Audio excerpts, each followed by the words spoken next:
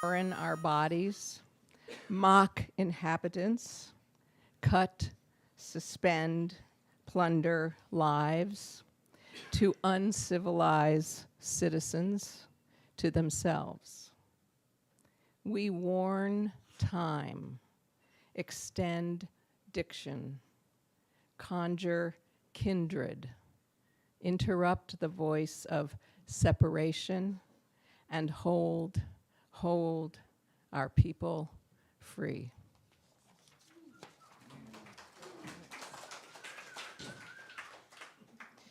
Yeah, well, it's got to do this.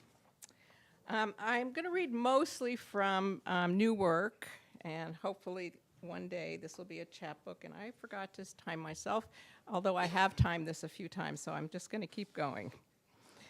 This one's called All Night I Wrestle. Yeah, well, it's, All night I wrestle with the voodoo lily's stench of rotting flesh. By day, bluebottle flies sip nectar, pollinate. The man I love rakes the duff below old-growth ponderosas and chitters, may you not be torched. The jack pinecone needs fire to expose its seeds. Grief, like fire, scorches known ground. Whatever happens, death ticks in us. After watching the nightly news, a cold shower. In the economy of endless wars, who sweeps rubbled streets? About the dead, grief's embers flare at night. I wrestle the quaking and imagine a symphony about corn silks, how they tickle kernels into being. I scrape the litter of what summer left like a scrounging towhee. All night with the man I love, thighs like flint and tinder.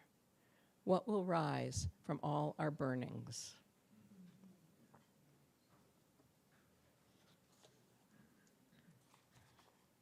Okay. So moving on with a little more political stuff, and that might be the end of it. Am I breathing fire or only smoke onto a scene? In the latest edition of Human Cruelty, front page of the newspaper, a blown-up photo of a boy, missing arms. How do I drink tea, eat eggs, swallow this? Auden says how everything turns away quite leisurely from the disaster. Let the gray simmer. I'm not puddled yet. I don't umbrella. I head into wind, where light snarls and soffits under eaves, where time is a step and a step, where sorrow anchors, no need to look for it, rain croons it. Fallen leaves and hummingbirds shimmer carmine and emerald. Worms slink over concrete, seeking slivers of soil. I don't know what's next except the groan of bone on bone, light pocking each step. The world has potholed my will. Let it be wilded with sorrow's dregs and renew. But first, I have a heart to unpack. I like those hums. With the hums. This one is called Owl. I didn't call it to appear, but I hoped. When I looked out after dusk, an unmistakable silhouette on a bare limb of a half-dead tree. With binoculars, I could see tufts on a head. My knowledge of their species poor. Great-horned. It sits and sits, preening, seeing whatever owls see, what I can't. Grass threads rooching, or the bare twitch of rabbit's nose. Its hearing, keener than sight. Can it detect my heart as it does a mouse under a foot of snow? Much is imputed to owls. If it be spirit carrier, evil, or sacred harbinger, I do not care. Oh, but what I'd give for that unsullied, rapt attention, to be dredged like a lover and left shimmering in darkness. Oh, good beginnings. I'm going to read the title poem from this book, Since the House is Burning. And this was an Italian adage that my father-in-law used to say, and the rest of it you'll hear in the poem. The title really refers to the house being both our bodies on fire with chronic illnesses and inflammatory diseases, and I've had many years of experience with that, with my daughter, not with me. And also our environment on fire, and of course our democracy. So all of those pieces kind of come together in this book. Unfortunately, so many of the pieces are still relevant today. I'm just going to read one poem from this book. You're welcome to look through it later on. My friend claims her second round of cancer. As my Italian father would say, since the house is burning, let us warm ourselves. And so I braid my wreaths of garlic, sweep out those motes that hover like ghosts and fall. Our house slants toward dawn, toward ducks arriving on a brimful pond. I say, let's hunker down, lay ourselves and the breach of stud and nail bare, unhinge the windows.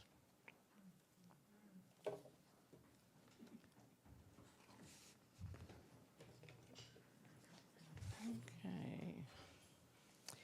This one's called A Sudden Guest, and it's a little bit after an Emily Dickinson poem called Infinite Guest. A sudden guest. In an instant, the present slips. I cannot comprehend that this body will cease. The mind has no talons, but grasps onto fear. A bird who flies into a window, believing there is a way through this thicket, only to meet reflection. Stunned. I have nothing to hold love near. See how one wants to stay. And yet, if nothing is lost, if all matter simply changes form, let me be the rattle that brings my daughter to her window, that she might open it, feel me as part of night's vast hum.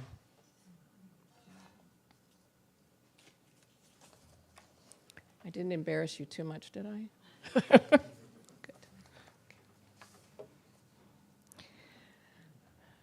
This is called Commandments with a line from Jack Gilbert. And I was raised in a Jewish household, not very religious. I'm not very religious. My dad was. And so I still sort of believe in some of the tenets and the rituals of Judaism, but I'm not a practicing Jew. Commandments with a line from Jack Gilbert. Tikkun Olam, repair the world, says your target practice, moth-eaten faith, implying brokenness. The world, however, demands nothing. No other world but this one. Yes, there's sorrow and the measured line about that sorrow. Yes, the unremitting skid on black ice, the old terror that haunts your dreams. But you've taken your foot off the brakes, remembering you must risk delight. The way salt and lime sweeten the papaya, and every fall color is due to absence. You find a ruptured pale blue robin's egg and featherless remains. The curled carcass you leave on a fence post for crows. On the outer half shell, you write, open. And I think I'll end with this poem. You've made it through. Spells and prayers before antimatter. Step with me. Oh, sorry, I always forget to do this. There's a word in here, it's a shekere. I believe that's how it's pronounced. And it's an an African instrument. It's a very large, hollowed-out gourd that has netting around it, and there's shells that are woven into the netting so that when you shake it, it makes a sound. Okay, it's called a shakera.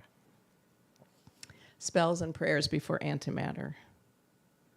Step with me into O'Keeffe's painting of a ram's skull, its curvaceous horns. When a woman says, "I'm speaking," hear not a gavel pounding, but 100 doors unhinging. Do not check the floor for blood. She will have bandaged her wounds every step of the way. I imagine myself protoplasm, fur, feathers, scales, carapace, carbon afterprints.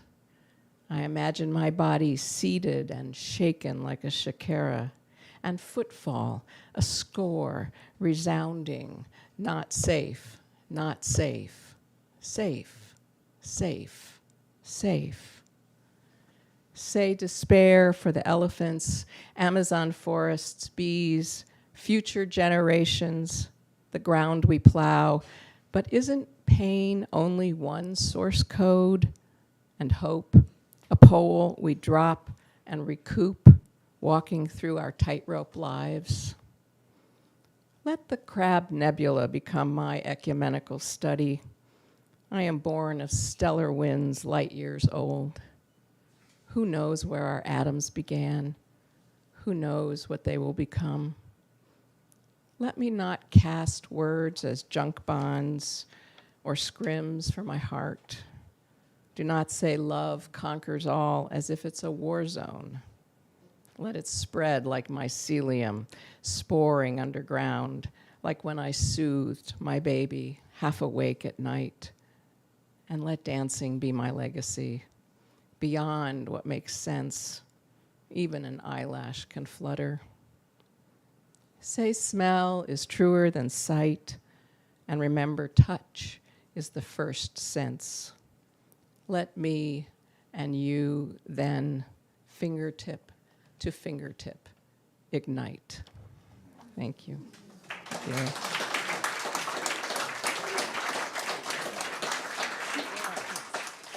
This first poem isn't from the two poetry books I want to read from, but due to the current political situation, I just have to say something. This one's called What Side You Fall. There was a wonderful play and a film actually called The Lion in Winter. I don't know if any of you have seen that and one of the lines in it was one brother is talking to another and they're about to die. One said, well, what difference does it make if you're falling anyway? And the other brother says, when the fall is all there is, it matters. A sanctuary city has a nice ring to it. I prefer it to complicit city, or city of the fearful, or the city of the racist. I grew up in a city like that and know what it feels like to live on the wrong side of history.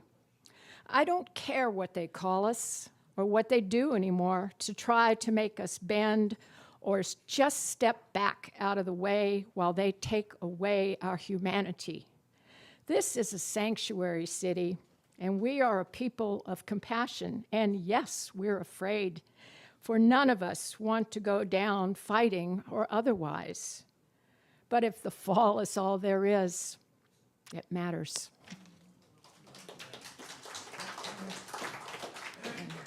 Speaking of falling, about 3 years ago, my husband was diagnosed with terminal cancer. It was in December, and he died in April. It was like a firestorm. And during that time, I wrote these poems, most of them to stay sane. And he and I both met when we were both working. I was working at National Marine Fisheries Center in another life as a biologist, and he was a marine mammal scientist visiting on his way to Japan. And long story short, we went to Japan together and have been together for 35 years after that. And the cover of this book, and you're welcome to look at it or buy one later, it's a whaling station in Warora, Japan. And that's a flensed whale being dragged up onto the deck. And then American scientists were allowed to look at organs and what was inside them and all that to get information about how they were doing out there. This first poem was one I always wrote him a Valentine poem. And this one was the only one that made him blush. Your naked thighs evoke a beach on the Sea of Japan. My first real glimpse of you whole out of bed. You were resting on a rock, seal sleek, back from a long swim I was too timid to make. Your thighs taunt from the effort. I wanted to reach out and touch them, but the beach was public, so I just watched, thinking of the possibilities later and perhaps for a lifetime. I could touch them now, wet from your shower, but hesitate, watch you as you step into your jeans. Desire these days is more in the heart than the body. And this is called Setting Crab Traps on a Windy Day. We live on Vashon, and we used to take our little boat out and set crab traps in the summer. Coming back on a following sea, leaving the white-capped waves off Piner Point behind us, I watch your face, relax now, knowing the trouble has passed, and soon we will reach safe harbor. We're getting old, a hard truth. Our bodies do not respond like they once did and look worn with time. But your eyes, my love, your eyes are still the color of the sea. This is anyone who's lost someone close to them. If you're here, some of these poems are a little painful, so, sorry. Driving home after a cancer diagnosis, in comfortable conversation spiced with the usual strife we infuse. We're closer to the end of our days. Not much has changed, and everything. We were never hand-holders or dancers in the dark, but I remember when we were in Japan and I was thinking, oh, this is it? There were no bells ringing or the music, I'd imagined. Just a sigh from the sea flowing off the jetty rocks and back again. I was standing ankle deep in blood from the last whale dragged up and flensed down on the concrete platform, the great eastern sun resting on the far horizon. The colors of pain. Their power like watercolors, light to dark. Pale pink pills, the color of evening sky tonight. Light blue ones, the color of your eyes. Haunted now with waves of misery.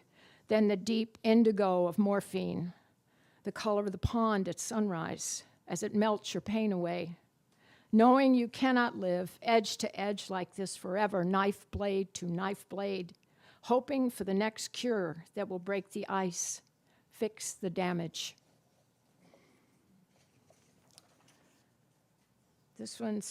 These are the small hours, compressed into minutes, ticking down to moments, watching small birds in the yard, a simple pleasure. How easy it is to miss what is simple and, yes, beautiful when you are whole. The beauty of being broken is we love everything.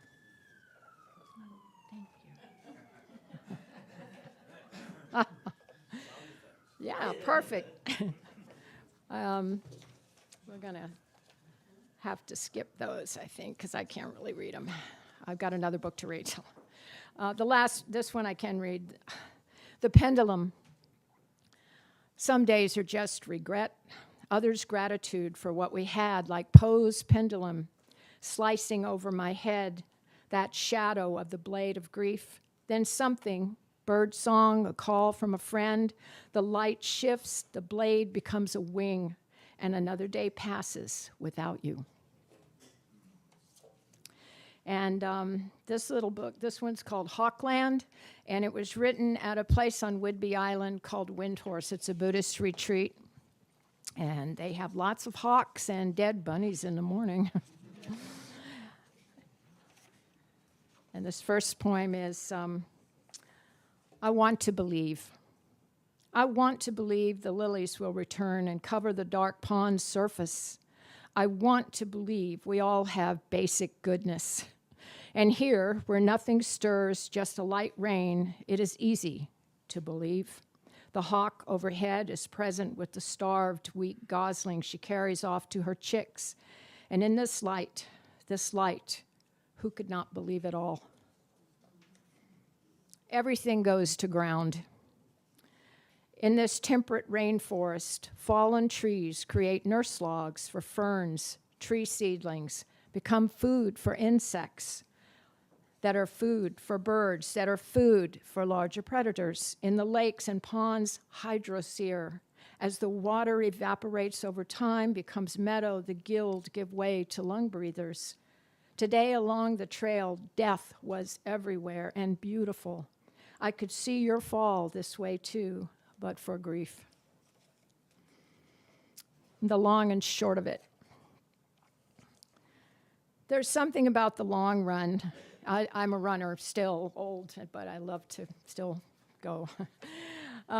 There's something about the long run in life and love appeals to my nature. Though I value fleet and fleeting things, a sunrise just before the colors fade, a leaf's turning, or a dew-covered web. But prefer this old-growth cedar, the one that survived the axe and misery whip. Perhaps misshapen in its youth, grows into a giant. Then there is the river with its winding banks and meandering for centuries. I have stood on shore and watched its laughing waters, from glance to fleeting glance, held with cupped hands of earth flowing through stony fingers towards a distant sea.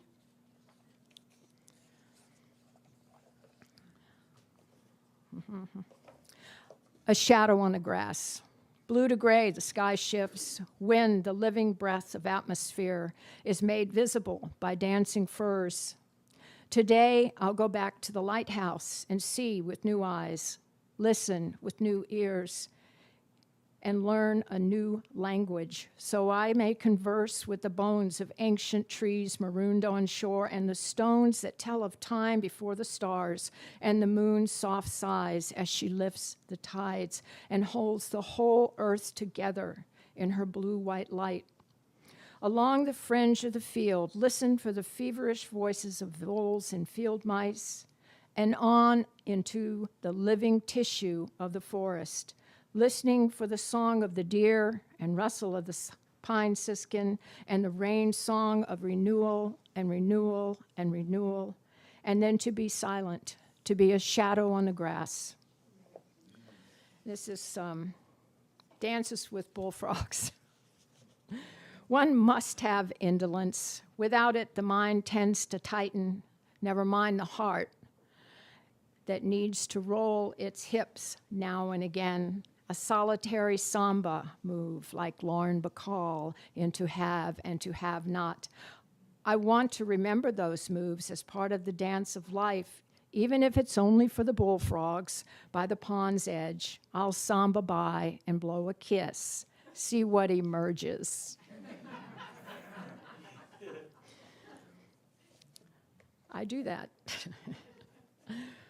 Passing the heron. Where I live, there's very little traffic, but still every now and again, these giant SUVs go by you when you're on the road, and it's a little scary. My mind on heavy summer traffic. Careful not to become roadkill, watching for those big SUVs that swipe by taking road and then some, wondering if the ceasefire will hold and when our nation will begin to heal. Does my sunscreen really work, and am I losing my edge, or did I ever have one? Then I saw him standing on a small dock, his great beak lowered, one leg tucked in a kind of heron yoga pose. He saw me too, but didn't attempt to open his gate-sized wings, which takes some doing. Slowing to a walk, hoping not to disturb his contemplation, I silently wished him well. I'm not sure what he thought, but I was grateful for the moment. And this is a little early, but this is the last one.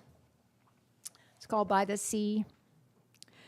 This is where we meet every Sunday now, the dog and I, wandering down the long trail, past the cell tower osprey nest and the lighthouse seedy with neglect, past the skeletal beach logs to meet the wide blue-green sea, her arms outstretched and waiting. We sit for a while, just listening. She has so much to tell us. Thank you.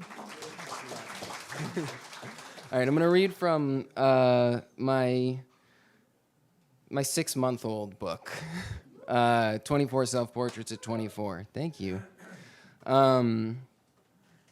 This poem I'm starting with, I kind of found in the process of making the whole thing to be sort of a focal point for the poetics of the whole thing. And so that's why I'm starting there. Self-Portrait in a Dream. Speaking on sleep dreams, a poet on a podcast said they give us a less linear and much more honest way of dealing with the world. The thing about less linear is that your nose is connected to your ears, and mouth, they lie together. Eyes believe whatever they are told. Less linear is important. Honesty, a moot point. You can cut through an alley in Hamden. The row home at an angle has a mural. An electric tornado with purple adrenaline right above the green dumpster. If you're walking on the parallel side of the street, the alley is right after the giant flamingo. Turn in, walk to the green dumpster, not blue. Do a handstand. Gravity will pull you up by your heels. Feels like a tornado. Just make sure no ground rats hitch a ride. The cloud cats won't give you directions if they do. Ask for killer. They're a cat. Tabby. Have a split on their left ear, scar on their nose. They're an old friend. They'll tell you dreams are meant to be experienced while awake. Even better, they'll show you. They've done research, have empirical evidence. Turns out the graph of reality versus perception represents dreams. It's sinusoidal. While asleep, the limit of perception is 0. The dreams get closer and closer to 0 too. While awake, there is no limit. Awake dreams go on forever. You're right, those are quality mm-hms tonight.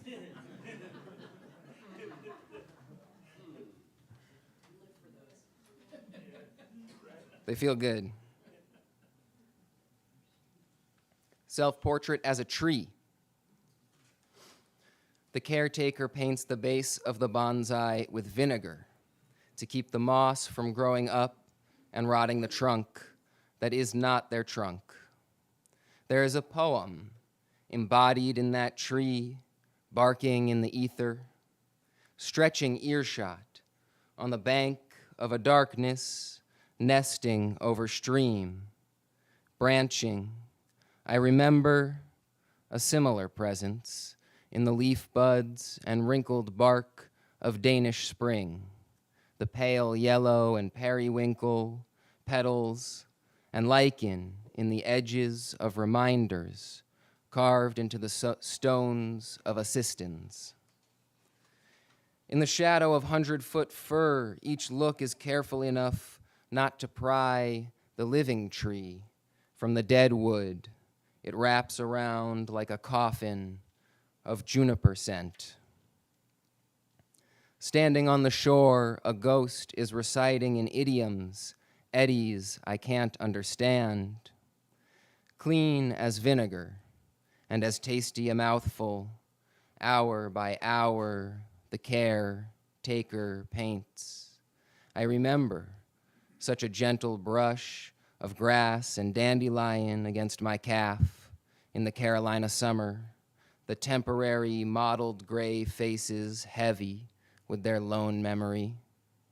Tucked in a nameless bend, alongside tracks, they move to the next sculpture of leaves, produce a pair of garden shears, sharpened twice a month, trim the ash, produce a spray bottle, and mist the roots. Fall fogs burn away, to summer sun caught as the drop falls. Leaf bounces, water rinsing lips, lift a mouthful from the creek, droplet on my tongue, forms and falls. I remember, beneath an ancient maple, the helix-like stone, above a poet's grave in Lakeview, like a sapling emerging from cedar nurse log. I'd like to pause for a moment and ask you all to close your eyes. This book is called 24 Self-Portraits at 24, so I'm going to ask you to do a little self-visualization exercise. Pretend you're looking in the mirror and see yourself in the mirror. Just notice what you notice, what the first thing to pop into your mind is. And then imagine there's another mirror behind you. Who is the person in that reflection?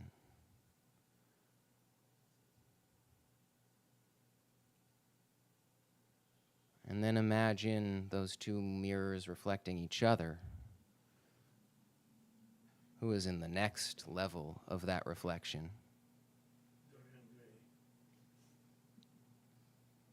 It's a good answer.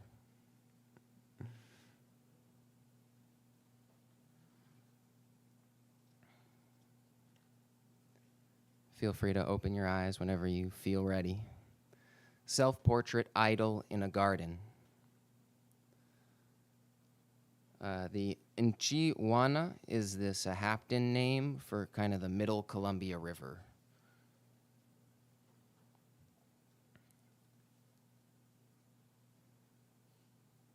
And the Yangtze is a river in China. A tree framed by courtyard gate, or moonlight through an open door, or the trust of the tree in the weather, and the trust of the gate in the tree to work with the weather, and all trust in the moon to shine tonight.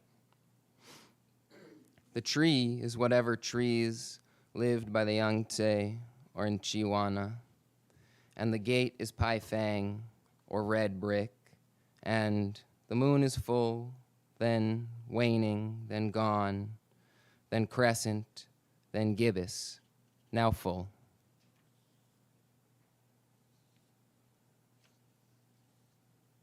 Self-portrait at the dog park. We see a collie or retriever playing fetch. We make fleeting eyes, ask their pronouns, but not their persons. People are more awkward than dogs, especially when thinking fetching thoughts of what is hidden behind the unasked or under the dog's person's clothes, their iwas. Iwas is a Norse rune, sometimes called the fetch, that refers to the opposite or differently gendered self inside. This will be my last self-portrait for now, and then I'll move to some newer stuff.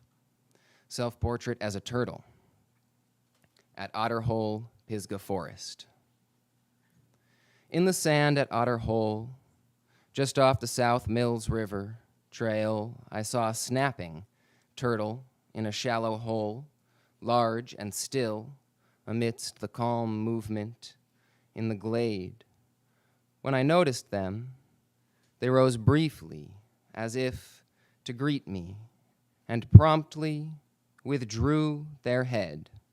I thought their salutations came off mere mandated politeness.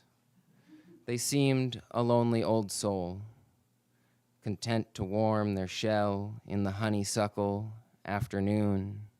I stood entranced, and with that quick look, they saw I was curious and started a story.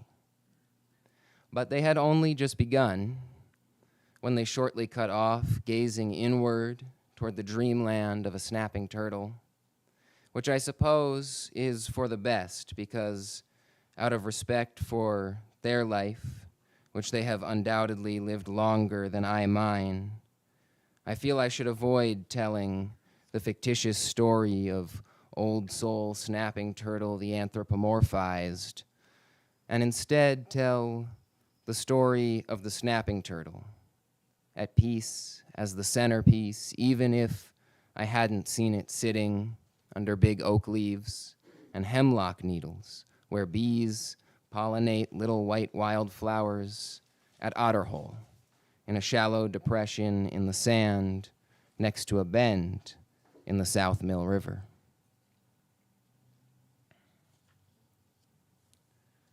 And I'm actually going to do one more self-portrait. This is called Self-Portrait in a Side View Mirror, or Alamance Palimpsest. Alamance County is where I went to college in North Carolina.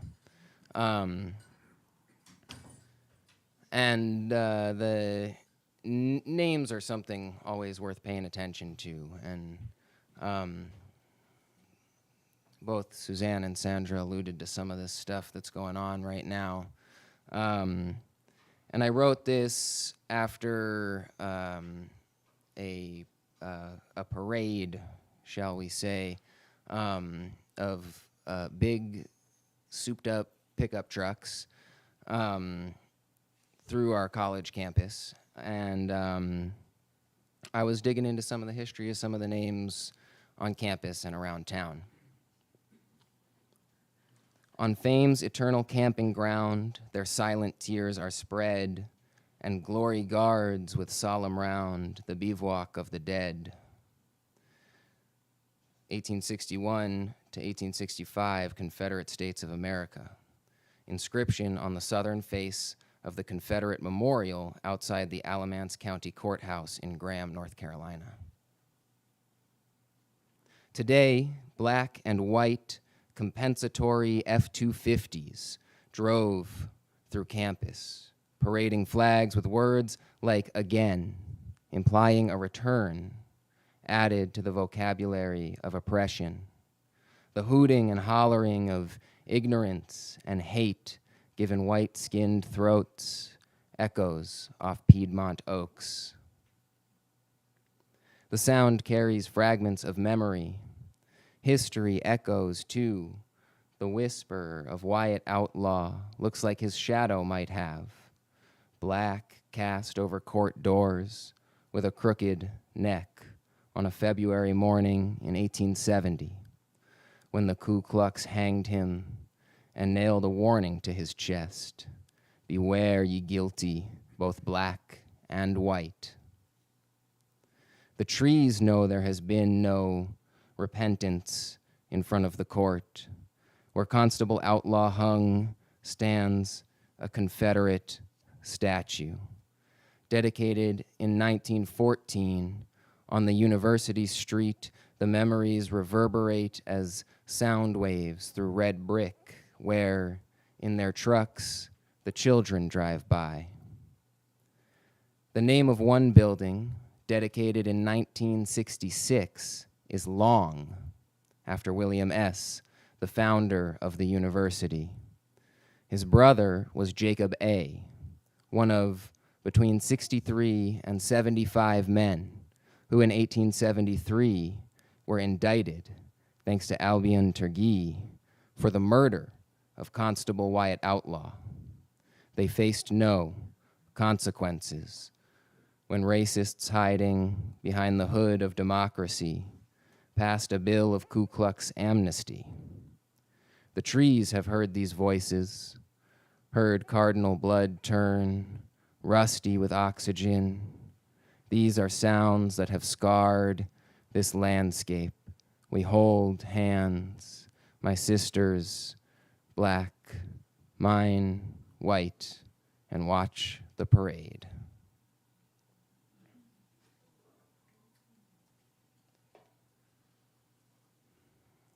Thank you. I've got one more poem. And I want to say thank you to Corey and to Jennifer for their help finding the diamond in the rough on this one. Third and Pine.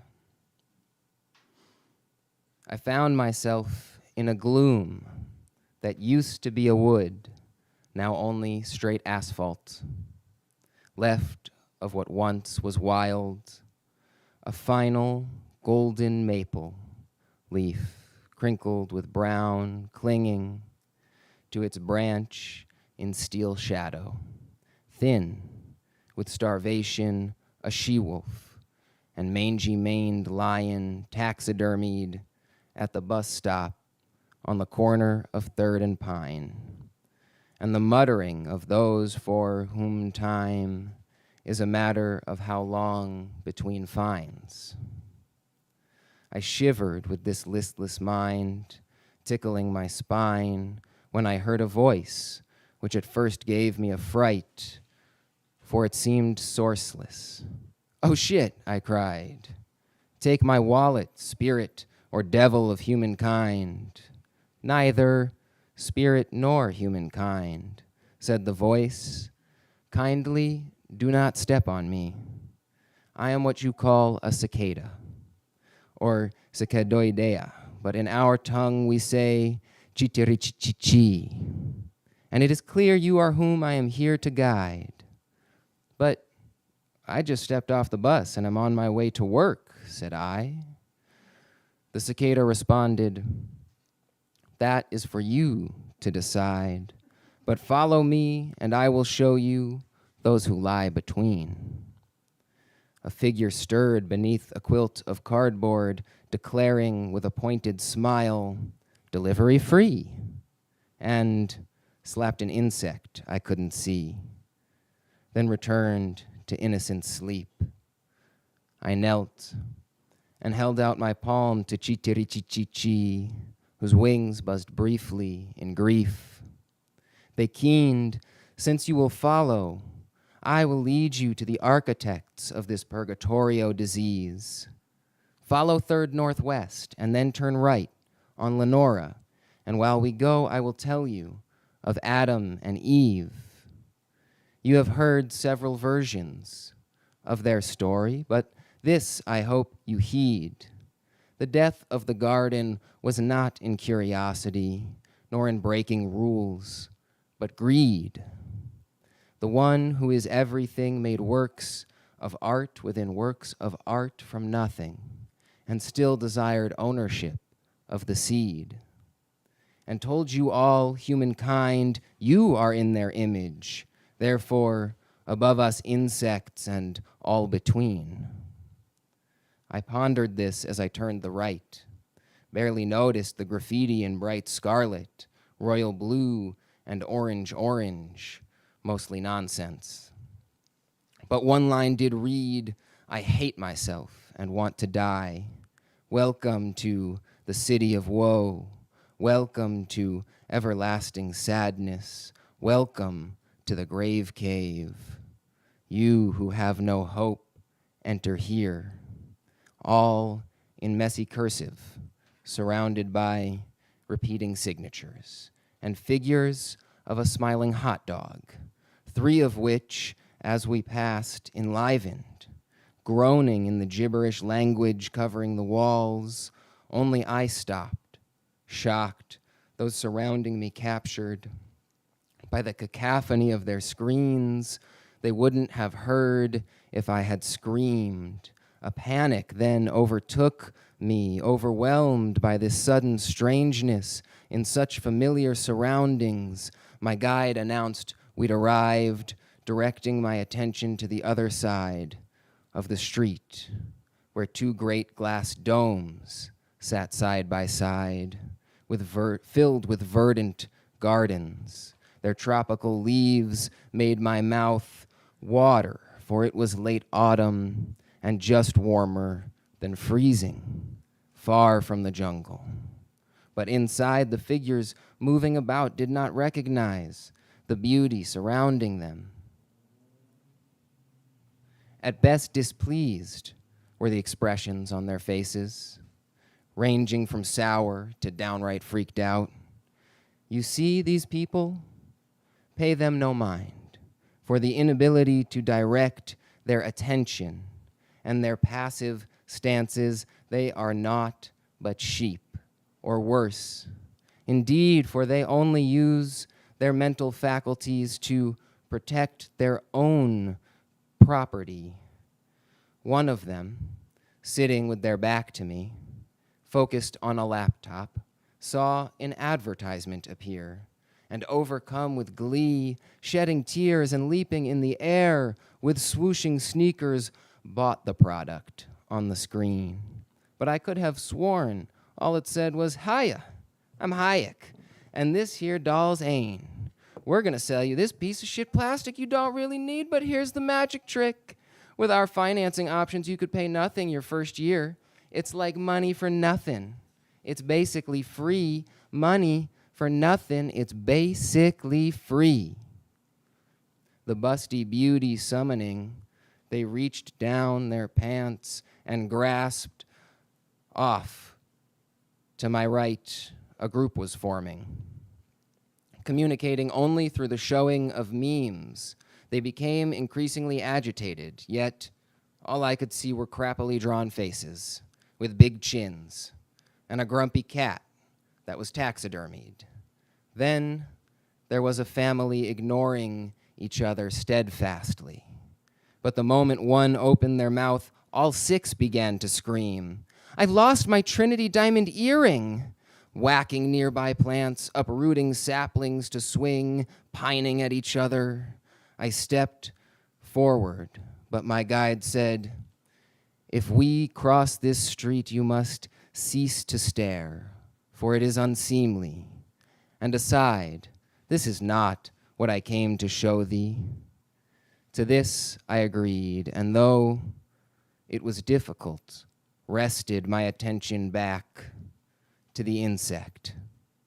They said, "Look down beneath your feet, and please, when you tell others of this, I beseech you to relate exactly this scene, because there are many who refuse to believe what they have not paid for."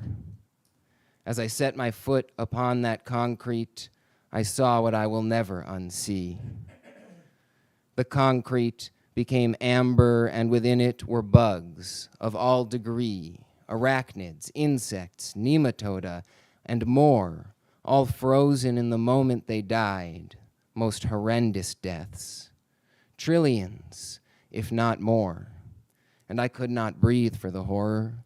These creatures, drawn and quartered, boiled alive, trapped and left to starve, suffocated with gas, bombed and smashed by dated headlines. I could not comprehend the scale of the torture. For every living being, there were 12 different poisons.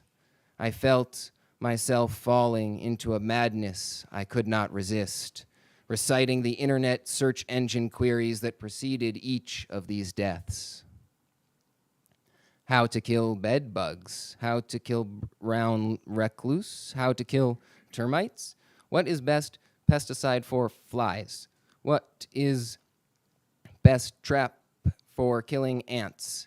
How to kill black widows? How to be rid of once and for all cicadas?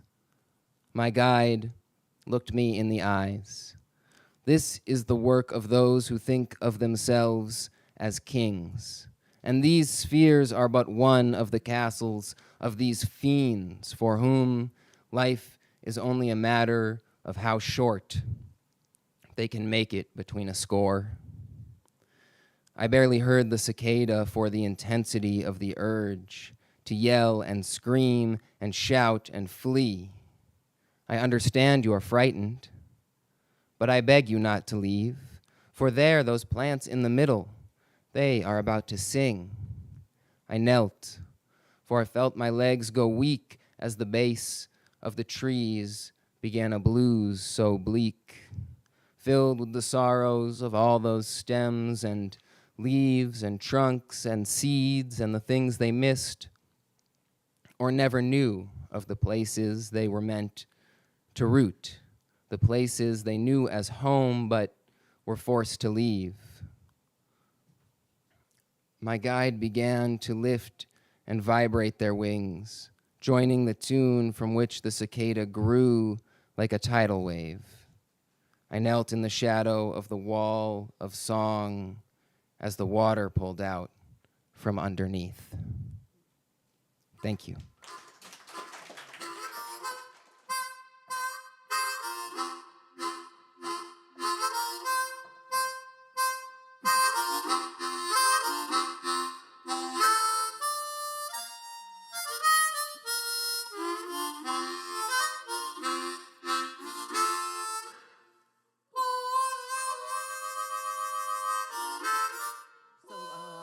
I have one poem, and this one is called Each Morning. Each morning it starts fish-like with a swimmer who strokes, then breaks through the tide, tracking in sand the imprints that water will erase. The swimmer stops as an old rock shift nods its head, speaks to swimmer. My flesh knows you. In bones, you know me. My lungs have laid in sediment, lava, and all that is erupting, then spills. You stand on my cliff of shell as I hold your feet. Old rock sun dries the salted flippers and feet. Old rock continues. I am old. Old fire, old pattern of gales, the life of shell into salt and sand. I am waves of green near shore, the rhythm of oars against hollow canoes. I am the song of love and summer. I am not oiled or frightened by Philos. I am more than ornate stone columns who claim that belief and declaration will spawn right action.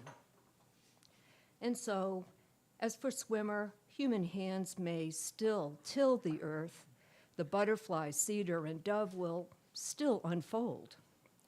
They have told us in a pattern of mornings of when heaven grew distant from earth, when the cicada chose to sleep in decades rather than days in the nape of a tree. Slow time became further from flesh as it burrowed its layers in root and the voice of indifference. To the swimmer, this meant almost nothing. Nothing beyond the traces of stroke after stroke, thinking of his climb up through circles toward daybreak and the rising sea. That's it. Thank you. I was the daughter of a bustling duster. My mother's clean house shined with a gleam in her left eye. Table set for dinner, knives sharp edge, cutting daylight hours. Yes, I knew the rags storage place. Basement stairs cornered with dust, born from our bell bottoms running, up and down the hours spent between school and sleep. Outside, the road laid flat till the Silvers' driveway, the one Jewish couple among Catholic throngs. Back then, I believed in heaven and hell. In the corner of our yard, an old oak tree stood sentinel for God's right hand. I believed we were saved. Thank you.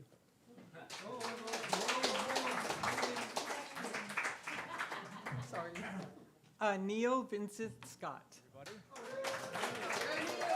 I have two poems to read. This past week, I celebrated another birthday. And, you know, life is like a roll of toilet paper. The closer it gets to the end, the faster it goes. I am delighted to be here. This was written last week. It's called Looking Back, Looking In. Up until now, and from now on, I bury my face in the hands of time and breathe deeply what's left of time. Another birthday, another Thursday, and a growing collection.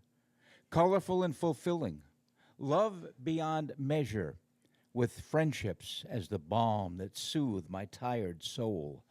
Another day forward, another door opens, around still yet another corner, with so many memories, stacked in the corner, decorated with the vivid colors of grace and gratitude. When I was a boy, I couldn't wait to be older. Now that I'm older, I wish I could go back to those magical seasons of change, to renew, redirect, reimagine the roads less traveled, juggling wishes and wants, regrets and remorse. I make friends with the wind and dance in the rain as love and light shine brightly, extending outward from the very center, expanding the circle as I sit quietly on the outer edge, dangling my legs over the vastness of time, ever grateful for the here and now. And thank you. My second piece, I actually wrote this afternoon while I was making one of those apple pies over there. It's called The Poetry Bridge. From then until now. 15 years and over 15,000 memories in the ongoing construction of an all-inclusive poetry bridge. A bridge of hope and happiness, a bridge of diversity, inclusion, and equity, a bridge founded on warmth and wonder, openness and welcome, perfect for the prolific poet. The C&P setting glows with welcome, flavored with roasted coffee, these days poured by Tiffany, as the poets take center stage, surrounded by coffee cans from yesteryear, Chase and Sanborn, chock full of nuts, Café du Monde, sitting in reverence to the old-fashioned coffee grinders that overlook the stage. Leopoldo, the wonderful white-haired bridge builder, welcomes, introduces, cajoles, and creates as the beautiful band of poets take to the stage of time in the shadow of 3 bright stars adorning the paned windows.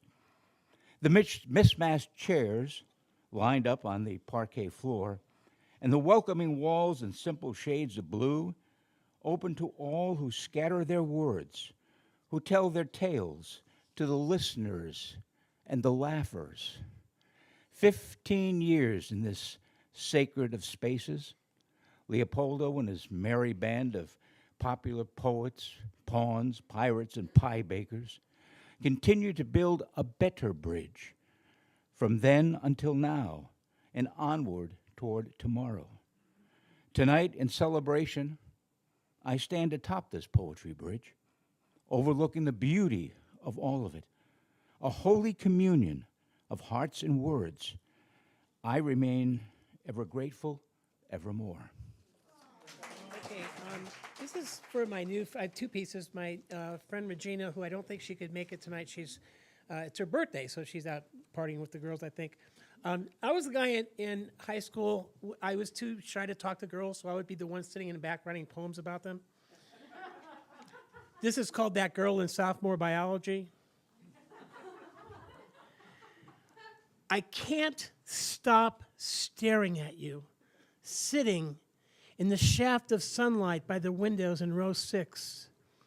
Your nut brown eyes, cinnamon-colored skin, breasts still blooming inside your supple silhouette, and even on the molecular level, despite the fact your cells are constantly replacing themselves, it stings to know they are constantly extinguishing, like thousands of tiny campfires on the beach. And according to Professor Throckmorton, the entire topography of your lush skin will completely replace itself in just 28 days. Incredible. Just a month ago, your entire shell was a completely different you. You're recreating yourself without even trying. Equally amazing and intimidating is that somehow I'm allowed to love each new you just a little bit more than the you before.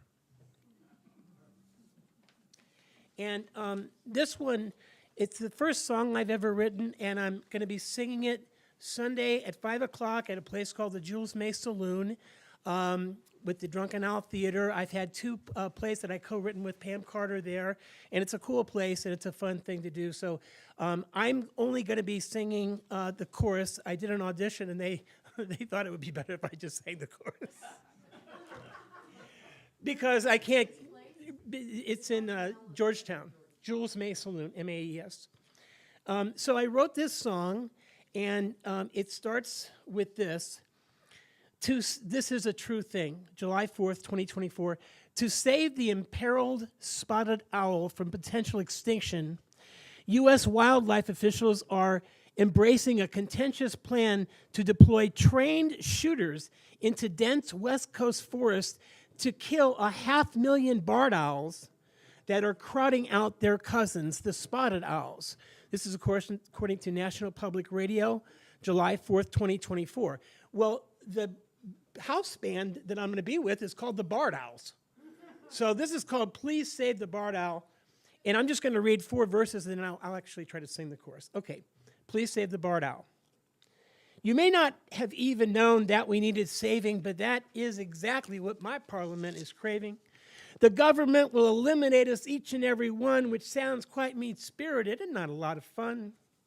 If they want to save our cousins, that is so way cool, but please not at our expense. Don't let them play the fool. There is no reason why we can't save our species too. No barred owl wants to end up dead or wind up in the zoo. There really is no valid reason for us all to perish. A wise owl is a creature we all should truly cherish. They want to send us into our ultimate extinction, which seems so curious considering our distinction. But you're way too busy, then this I have to say. Remember all those rodents who like to come your way? If we all decide to ignore Darwin's evolution, the fattest of the fittest will lose the revolution. And Suzanne, I dedicate this to the owl in your owl poem. Here's the chorus. An owl for an owl, a truth for a truth. If you decide to save us, I'll hoot once just for you. So please, dear friends, I have to say that this is now your cue to save the spotted owl, but damn it, save the barred owl too.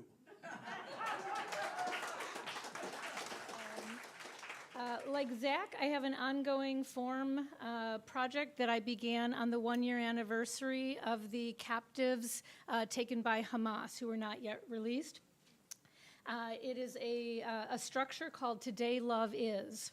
So on January 1st of this year, it was day 454 of captivity. Today Love Is number 87. Today Love is counting, Jane Hirshfield style.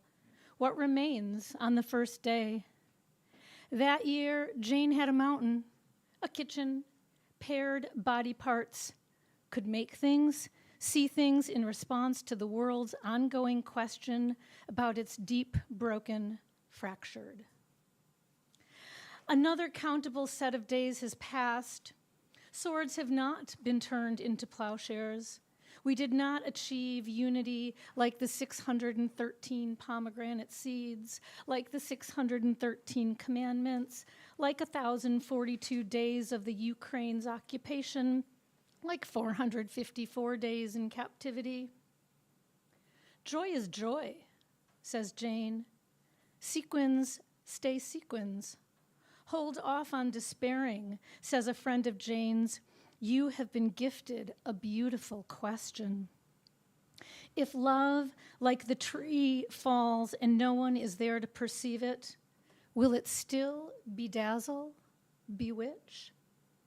Love and all its disturbances vibrate the air simply because it might be felt.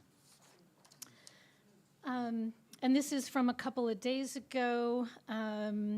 Today Love Is number 154.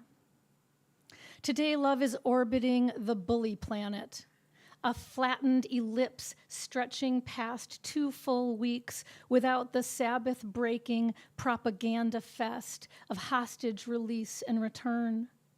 Our planet's path not yet charted, but around we go, spinning whirligig, ball tethered to a mad cup. A recently born star burning hot plasma, feeding itself, creating its own center of gravity that's pulling the whole system off center. Photos can't penetrate under the crust to the burrowed tunnels where countable living humans and who wants to count them remains fuse the nuclear core, a barycenter around which infrared hate radiates, regenerates itself. This side of the journey feels colder, this bit of the waiting game. Will the star extinguish itself? Or will it be choked or starved or bombed out by another bully planet? Those who study this phenomenon may one day be able to date and timestamp the perihelion and aphelion of this war. Thank you. But I got something that really bothers me, and I'm going to lay it all on you because I'm still recovering from daylight savings time. I hate daylight savings time. I call it daylight losing time. Let me count the ways that I hate daylight savings time. First of all, I am not a morning person. Second, I am not a morning person. Wait, did I say? Shit. So the first week or two, I wake up already late already. I wake up and second, or is it third? It doesn't save shit. Not a freaking thing. As an avowed, unrepentant night person, I have thus lost an hour of my favorite time, right? Show me the savings. They call it DST, like it's some kind of rocket science or Lorentz transformation. The only technology involved is the mechanics of making all the clocks align to this freaking fantasy. The stove, the microwave, the car, the bedside clock, the wind-up, they're all different. Time lost, not saved, okay? I wake by sunlight, read in the morning, but now I'm already late. I tell time by visual braille. You know, it feels like 4, but now it's already time to quit. No wonder heart attacks go up. Who's counting? Am I up to 10 yet? Shit. Let me count the ways that I hate daylight savings time. At last, in fall, the clock slips back to standard time, and we can get our hour back. But then we still have to relearn how to reset all the clocks back again. More time lost. Time lost, not saved. Show me the savings. Show me the savings. Show me the savings. More time lost. Show me the savings.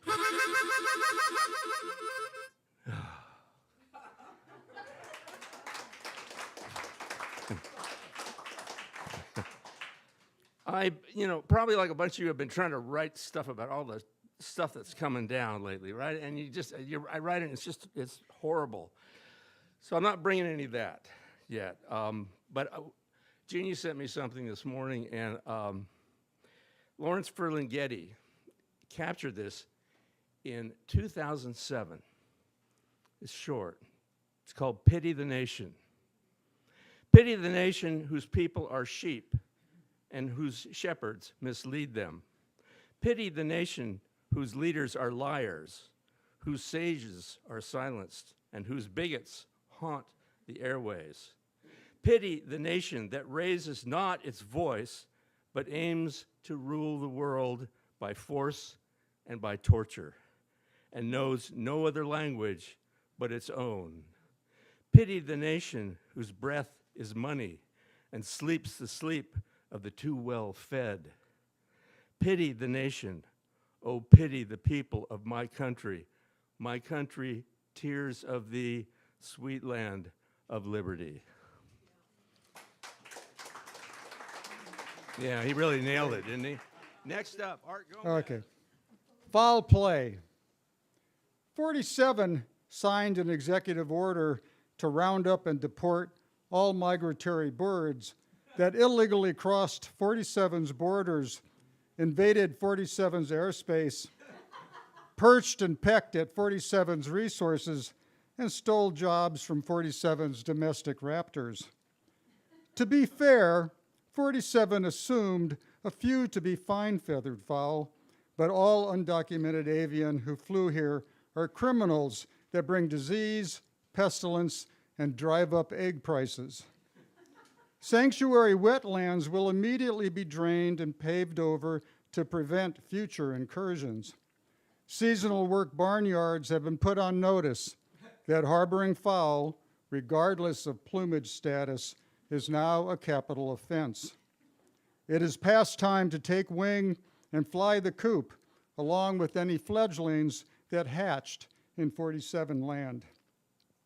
Imaginary crime elimination, ICE agents, are on their way, and the Audubon Civil Liberties Union, ACLU, has filed a lawsuit. Okay. Redraft. My city is an unfinished poem of perpetual progression. Rife with never-ending edits, my city is forever dissatisfied with the elegant line that once drew praise or the one perfect word that now lives only in memory. My city is an unfinished poem habitually searching for the rhythm of the streets and scansion of its citizens. Line breaks become rearranged and whole stanzas are threatened with deletion unless a local laureate champions an historic designation to at least preserve the facade. My city is an unfinished poem in conflict with itself. Traditional metrics disdain free verse, and prose claims no rules apply. Neighborhoods are increasingly enjammed, while run-on sentences ignore stops. My city is an unfinished poem of propertied pantoums and affluent villanelles relentlessly repeating that the epic poetry of the city requires the petitioning of limericks. My city is an unfinished poem divided by translations marching for acceptance among anapests and dactyl dominants. New variations eager to expand convention clash with classical forms.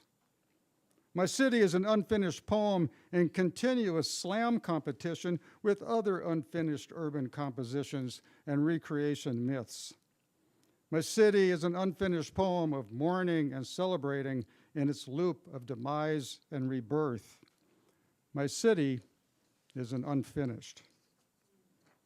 And finally, oh, you don't mean it. No, you do. Trapdoor. A dull-eyed, furtive peek from their not very hidden doorway, then a nosedive to the torched tinfoil. As each hit it, it hit them back. With slow motion slumps, they dropped. Then spine-chilled limbs twitched, restless as circus fleas wrangled by jumping beans. Thank you. Okay, I've been turning some of my poems into book art lately, so I thought I'd share some of those with you. I'm going to read from some of them, and then I'll just show you the others.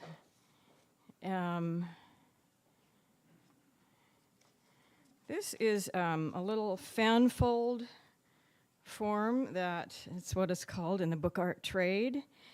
It's kind of some little, looks like snowflakes or paper dolls, but we've got 3 couples looking at each other through these differently shaped windows, interacting with each other in different ways.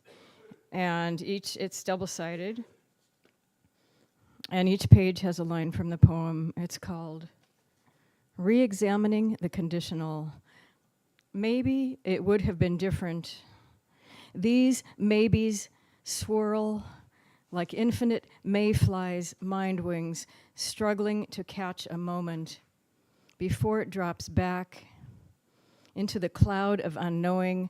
Cause and effect war with be here now, nows splitting into tiny and tinier slices of a life potentially completely changed by the right configuration of presence and absence. But things drop onto us and we don't always know how to hold them until hindsight kicks us from the rear, and the new best we can do no longer matches the best we could have done, and we are always only partly done, like a slightly singed roast or a half-baked loaf, eating our new miseries.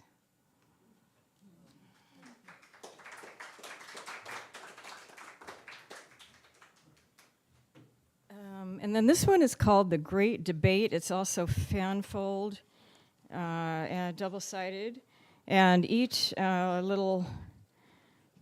fold has, in the inside of it has a separate little poem that can be folded in its own little book. So it's like several books in a book, like 5 separate poems in the book.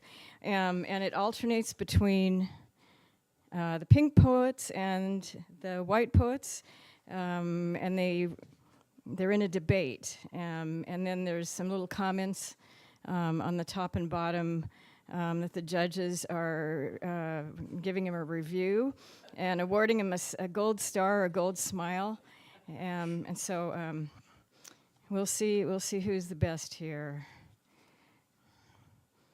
I'll read the intro. A conversation between 2 dueling poets, each convinced that they have the best take on the meaning of life. Who shall triumph in this challenge? You decide. And the first one is called While We're Here. Different snowflakes in this snow blanket. We will cover everything, though sometimes buried far too deep to see. Sky opens up, releases us. We fall somewhere in separate places. Warmth or chill of hand of time substantiates, erases.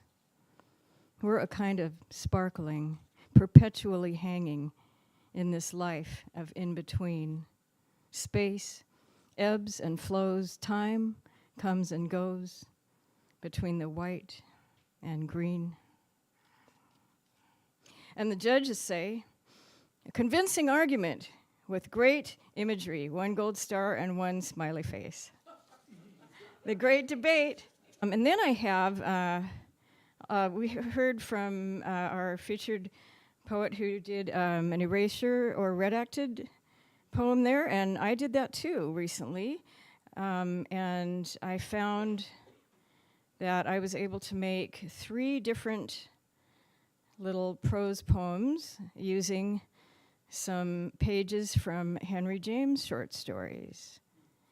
So what I did, though, was I, after crossing out the lines and leaving, the poem words, I then cut up the pages and pasted them into this little zine. I don't know if you can see very well here, but, so there's the first page.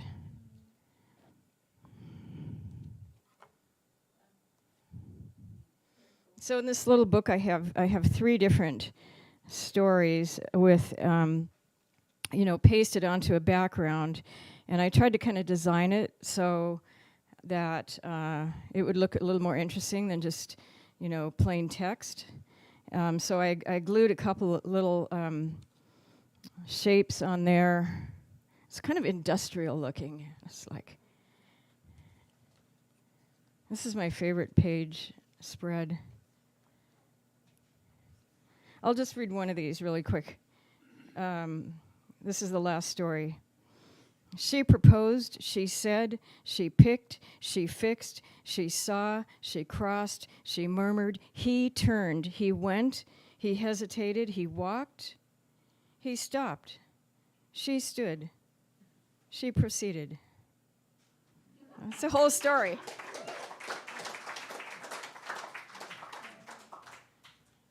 And then a year or so ago, I did a poem in its interesting form. It's called a Zuihitsu. It's a long-form poem separated into paragraphs, more or less like a prose poem.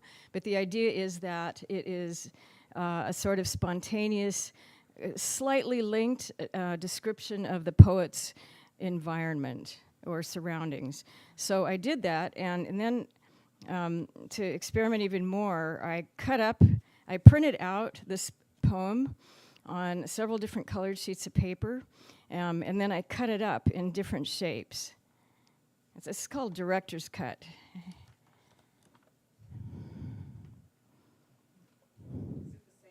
It's the same poem. I made several copies, so you're going to find duplicate words, duplicate phrases in different colors and in different places. And I tried to have a different sort of abstract geometrical shape form for each of the spreads. And it's really fun, you guys. I encourage you to try this at home. It's really fun because you can, like our other feature was saying, you can combine visual stuff with written stuff. And when you read these, it's sort of irresistible looking at them this way, because I'm looking at my own words. I'm familiar with the piece, and I'm seeing them sideways, upside down. I'm seeing them repeated. I'm seeing little sections of them, and it's like a whole new reading of it. I'm seeing the whole poem in a different way. It's like almost like I'm doing an erasure poem or redacted poem of my own work in a strange way. So I've got that one. So. And then, last but not least, this is called The Meaning C, and it's actually 18 short prose poems on the topic of meaning, just riffing on the idea of meaning. And since it's the meaning C, there are little waves here decorating the pages. And I wanted to keep it really simple, so it's just very simple colors and shapes. Maple matcha, piping piper, meowing melodies, simmering sunrise, wistful walk, bellowing birds, silky sands, smashing salt sea to sheltering shore, frantic flowers, looming late, after blooming season, caroling crows, body buzzing in glee, vibrating vivaciously, revolutionary rays, zest for life throwing through my veins, spring me up, rocket ship, as shades of blue, pink, orange begin to color the dark gray sky, rose blushing mountains, ridges and vast bodies rejoice in renewed illumination, as rays of sun peek over the horizon, painting Gaia's canvas with brighter colors. Stars dance dazzling, moss lush green, ferns growing plentiful, and yet longing creeps into cells for something more or something less.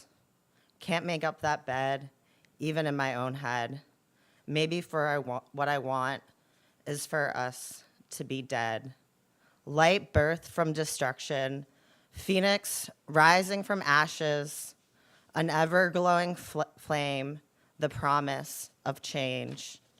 So right by candlelight, gazing into the eye of thunderstorm, as its glare rips back, roaring and radiating throughout the sky, rain and haze cascading over mountains. Biting bolt dives into rippling waters. Childhood flashbacks flow through me. I'm on the porch of my first home, my 10-year-old brain awestruck by lightning, as the sky growled, the same growls that lurked beneath my skin.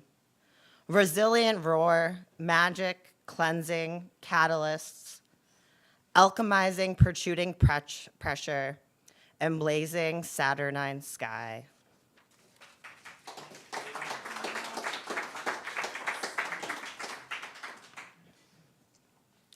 And this next one, I wrote about a customer at the coffee shop I work at who was visiting and wrote me a letter about how I cracked their egg, which for those of you who don't know, it's when a trans person realizes they're trans. So I wrote a poem about it.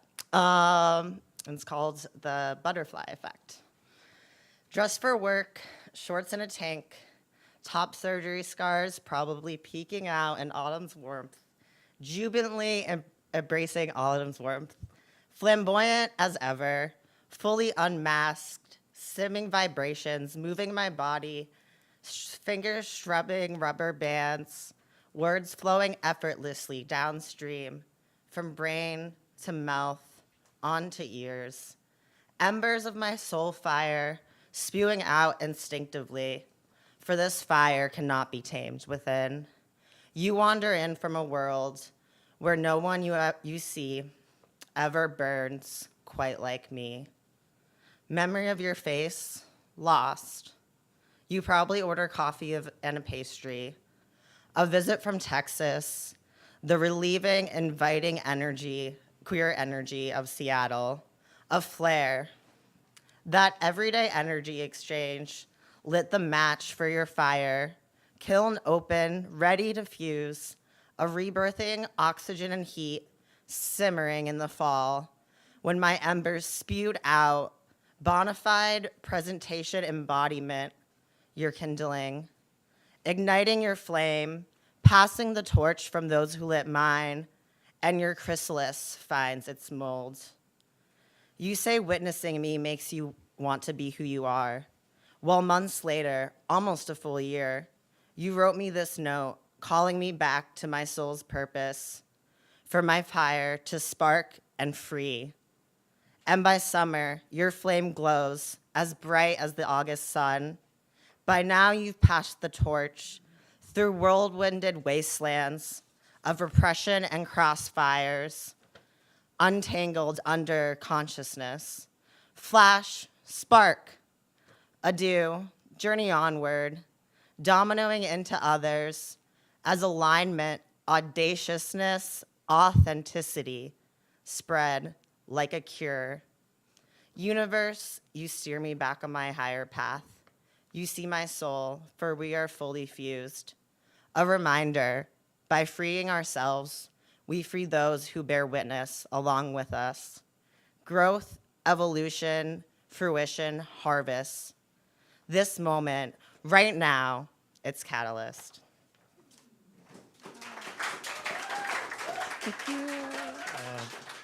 In Poland, there was a lot of translation, and of course, Neruda was one of the poets that was translated, and it was a little golden poetry series, and the book that came out in Poland, Neruda's book, we just hated it because they selected the poems that were about socialism and communism, but there was nothing else. So you can imagine, what kind of book we got. So, and coming back, I mean, in the States, I think I have most of Neruda's bilingual books that came out, and just love his odes in particular. Melanie Reed is running a little bit a writing kitchen called, the First Line Writing, and I wrote a couple of pieces there twice and put them through the meat grinder, and this is what came out. So I'm going to share it with you. As if it had never happened, I got up in the morning, ran to catch the 304 bus, got whisked downtown in under 20 minutes. I got off at 5th and Cherry Street, walked a few blocks back to the library, used the staff entrance. A friend held the door. I greeted a few staff members on the first floor, chit-chatted for a while, caught the elevator, got to my 8th floor office. I made coffee, got cream from the fridge, sat down at my computer. Leshek.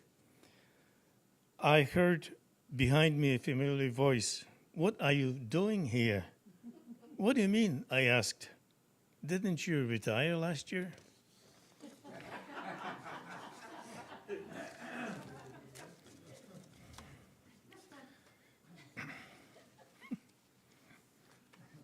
Like ripples on a pond, my mind's restive at night, going over the day to the very end, when the ripples die down and the pond falls asleep.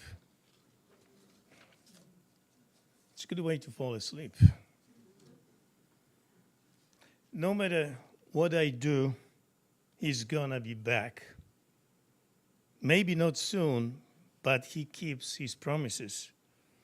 Last year, he said he was going to delete 2 guys. Sure enough, their bodies were later found, or what was left of them. What if I deleted him first? That's not possible. How can you even think of deleting him? Should I use a gun, a baseball bat, a piano string?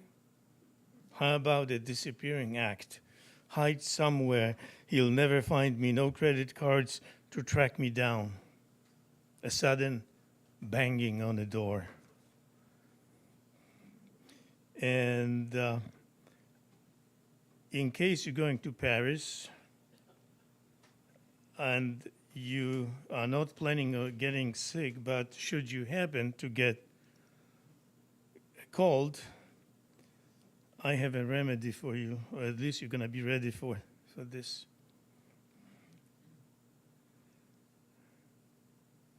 Doctor's visit. In winter, it's cold in Paris, so catching cold is easy. Thanks to my friend, I got a doctor's appointment the same day I felt under the weather. My name was mispronounced in a new way. At first, I wasn't sure it was me they called. Since nobody else moved, I entered the hall leading to the doctor's office. There was no nurse practitioner. There was no nurse. There was no nursing assistant. The doctor himself was running the whole operation. Having taken my vitals, he examined my lungs. You have no pneumonia. He looked at the screen above his desk, buzzed someone in, and turned back to me. If it gets worse, he said, see me again. He gave me a printed record of my visit and charged my credit card 136 euros. So that's French medicine.